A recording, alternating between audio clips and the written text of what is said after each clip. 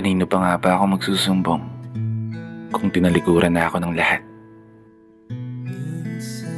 Alam mo, darating at darating talaga yung araw na mawawalan ka na ng gana.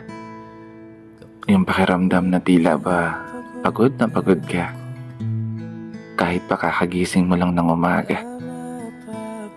Tinatamad bumangon sa kama at punasan ng mga marka ng mga natuyong luha sa mata. Kasi ang hirap pag dumating ka sa punto na kailangan mo na lang sarilihin ng mga problema sa halip na ikwento o ibahagi sa iba. Harapin yung mga hamon, yung mga pagsubok ng nag-iisa. Mga panahong wala kang mapagsumbungan, kundi ang sarili mo lang talaga.